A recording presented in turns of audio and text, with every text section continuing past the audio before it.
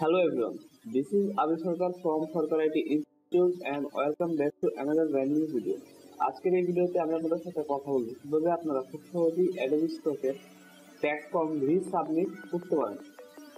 যারা Adobe Stock এ ইতিমধ্যে কাজ করতেছেন এবং ট্যাক্স ফর্ম সাবমিট করেছেন, তাদের ট্যাক্স ফর্মের ভ্যালিডেশন সময় শেষ হয়ে গেছে এবং নতুন করে আবারও ট্যাক্স ফর্ম সাবমিট করতে হবে এরকম একটি মেইল আমরা যারা অনেকদিন ধরে কাজ করতেছি তারা প্রায় মাসখানেক আগে পেয়েছিলাম এবং এটা হঠাৎ করে এরকম একটা মেল পাওয়ার পর আমরা অনেকেই আতঙ্কিত বা একটু ভয় পেয়ে গিয়েছিলাম যে আবারও যেন আমরা ট্যাক্স ফর্ম সাবমিট করবো বা করা লাগবে। এটা আসলে ভয়ের কোনো কারণ নেই, এটা খুব সহজে এবং সিম্পল ভাবে আপনি করতে পারবেন। এর জন্য যে কাজটা করতে হবে সেটা হচ্ছে প্রথমেই আমাদের চলে আসতে হবে Adobe Stock এর কন্ট্রিবিউটর প্যানেলের ড্যাশবোর্ডে। এখানে আসার পর আমরা একটু স্ক্রিনে যদি তাকাই সেক্ষেত্রে আমরা দেখতে পাবো your tax form will expire at the end of this ইয়ার, মানে আমাদের ট্যাক্স ফর্মটা এই বছরের শেষে 31শে ডিসেম্বর এক্সপায়ার হয়ে যাবে। এখন নতুন ট্যাক্স ফর্ম সাবমিট করার জন্য ক্লিক হিয়ার, তো এখানে ক্লিক করতে বলতেছে, আমরা এখানে ক্লিক করে দিব। এরপর এরকম একটা অপশন চলে আসবে, আমরা এখানে কন্টিনিউ ক্লিক করব। এরপর এরকম একটা অপশন চলে আসছে, যারা আমরা অলরেডি Adobe Stock এ কাজ করতেছে এবং একবার ট্যাক্স ফর্ম সাবমিট করেছি তারা এই ইন্টারফেসটার সাথে পরিচিত, কিন্তু যারা একদম নতুন তাদের জন্য আমি এই জিনিসটা বুঝিয়ে বলতেছি। প্রথমটা হচ্ছে এক ইন্ডিভিজুয়াল, আপনি যদি সিঙ্গেল ভাবে কাজ করেন একজন ইন্ডিভিজুয়াল হিসেবে সেক্ষেত্রে আপনি প্রথমটা সিলেক্ট করবেন, আর দ্বিতীয়টা হচ্ছে যদি আপনি টিম আকারে কাজ করেন, আপনার বড় টিম থাকে এবং আপনি কোম্পানি ফর্ম করে কাজ করেন সেক্ষেত্রে আপনি দ্বিতীয় অপশনটা চুজ করবেন। আমি এখানে অ্যান ইন্ডিভিজুয়াল সিলেক্ট করব, এরপর কন্টিনিউ ক্লিক করব। এরপর এখানে তিনটা অপশন দিচ্ছে।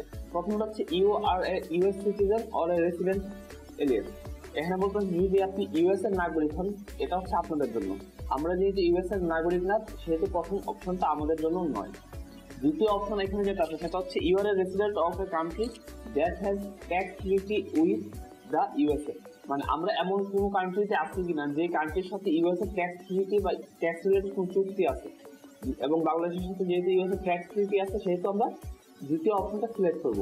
আর তৃতীয় অপশনটা হচ্ছে আমি ইউএস এর বাইরের একটা দেশে থাকি, কান্ট্রিতে থাকি, কিন্তু ইউএস এর সাথে ট্যাক্স ট্রিটি নাই, যদি ওই রকম হয় সেক্ষেত্রে আমরা তৃতীয়টা সিলেক্ট করব।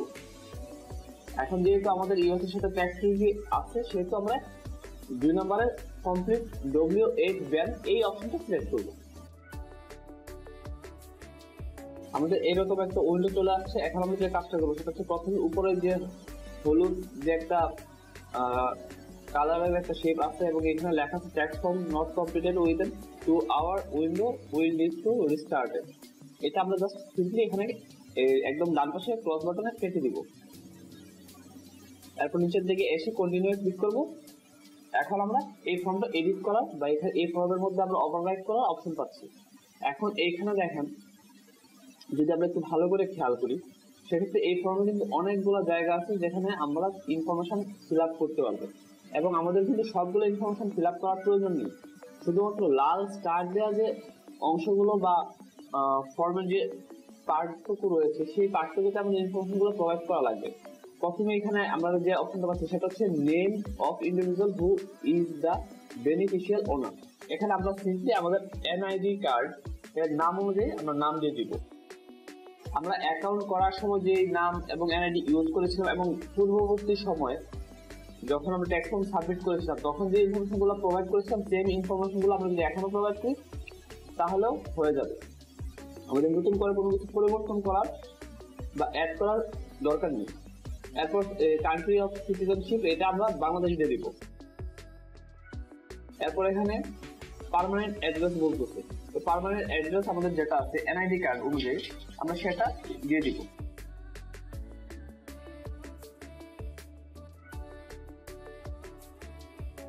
আমরা পার্মানেন্ট অ্যাড্রেস দেওয়ার সময় যে কাজটা করেছি সেটা হচ্ছে একদম প্রথমে আমরা গ্রামের নাম দিয়েছি, এরপর আমরা দিয়েছি ওই থানার নাম, এরপর আমরা দিয়েছি জেলার নাম। আপনারাও যদি এইভাবে দেন তাহলেও আপনাদের ট্যাক্স ফর্মটা অ্যাপ্রুভড হয়ে যাবে। এরপর যে 2 নম্বর অপশন সেখানে আমরা জেলার নামটা প্রোভাইড করব। এরপর আবারও একটা কান্ট্রির অপশন রয়েছে সেখানে আমরা আবারও বাংলাদেশ সিলেক্ট করে দিব। এরপর নিচের যে অ্যাড্রেসগুলো আছে, নিচের যে 4, 5, 6 যে জিনিসগুলো আছে আমরা এই জিনিসগুলো ফর্ম ফিল আপ করবো না, কারণ এখানে কিন্তু স্টার মার্ক দেওয়া নাই।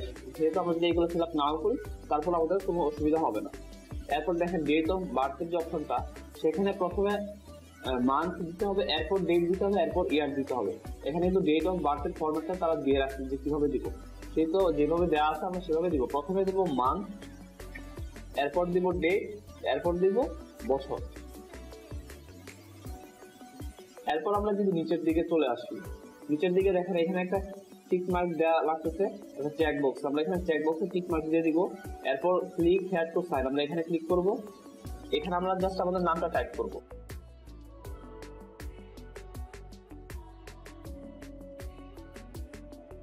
এরপর আমরা অ্যাপ্লাই ক্লিক করব। এরপর নিচে আবারও নাম দিতে বলতেছে, আমরা এখানে আবার ক্লিক করব, আমরা আবার নাম দিয়ে দিব। আমাদের সকল ইনফরমেশন গুলো ফিল আপ করা হয়ে গেছে। আমরা যদি এই জিনিসটা একটু রিভাইজ করি, প্রথমে আমরা আমাদের নাম দিব, এরপর কান্ট্রি দিব, এরপর আমরা আমাদের পার্মানেন্ট অ্যাড্রেস যেটা সেটা দিব, এর নিচে আমরা জেলার নাম দিব, এর ডান পাশে আমরা কান্ট্রির নামটা আবারও দিব। এরপর নিচের দিকে আমরা ডেট অফ বার্থ দিব এবং নিচের দিকে দুইবার নাম দিব এবং এখানে একটা চেক বক্স আছে, এটাকে অন করে দিব। দেন আমরা ক্লিক টু সাইনে ক্লিক করব। আমাদের ট্যাক্স ফর্মটা সাবমিট করা কমপ্লিট হয়ে গেছে। এবার আমরা যে কাজটা করবো, আমরা আমাদের ইমেলটা চেক করব।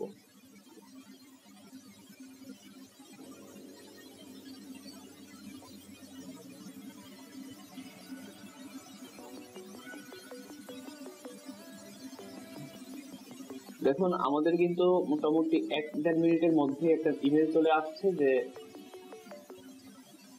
we are pleased to inform you that your US IRS withholding tax form has been validated. আমরা যে ট্যাক্স ফর্মটা সাবমিট করেছিলাম সেটা সাবমিশনটা ভ্যালিডেট হয়ে গেছে। যারা Adobe Stock-এ নতুন কাজ শুরু করতেছেন এবং প্রথমবারের মতো ট্যাক্স ফর্ম সাবমিট করতেছেন, তারাও এই ভিডিওর মতো করে যদি ট্যাক্স ফর্ম সাবমিট করেন তাও হবে। এবং যারা পুরনো ইউজার অলরেডি একবার ট্যাক্স ফর্ম সাবমিট করেছেন, তাদের রিসাবমিট চাচ্ছে, তারাও যদি এই ভিডিওর প্রসেস অ্যাপ্লাই করেন সেক্ষেত্রে আপনাদের জন্য এটা কাজ করবে, এটা সবার জন্যই কাজ করবে। তো আশা করি আপনাদের ট্যাক্স ফর্ম সাবমিট করতে কারো কোনো অসুবিধা হবে না এই প্রসেস অনুযায়ী। তারপরে কারো যদি কোনো ধরনের অসুবিধা হয় সেক্ষেত্রে আপনারা এই ভিডিওর কমেন্ট বক্সে আমাকে আপনাদের সমস্যাগুলি তুলে ধরবেন, আমি চেষ্টা করবো আপনাদের সকল কোশ্চেনের অ্যান্সার করার। আর যারা Adobe Stock-এ অ্যাকাউন্ট করতে চান, কিভাবে করতে হবে বুঝতেছেন, তারা এই ভিডিওর ডেসক্রিপশন বক্স চেক করলে কিভাবে Adobe Stock-এ অ্যাকাউন্ট করতে হবে, কিভাবে Adobe Stock-এর জন্য ফাইল রেডি করতে হবে বা সাবমিট করতে হবে, এই জিনিসগুলো ভিডিও লিংক পেয়ে যাবেন। দেখা হবে পরবর্তী ভিডিওতে নতুন কোনো টপিকে। সে পর্যন্ত সকলে ভালো এবং সুস্থ থাকবেন। ধন্যবাদ আপনাদের।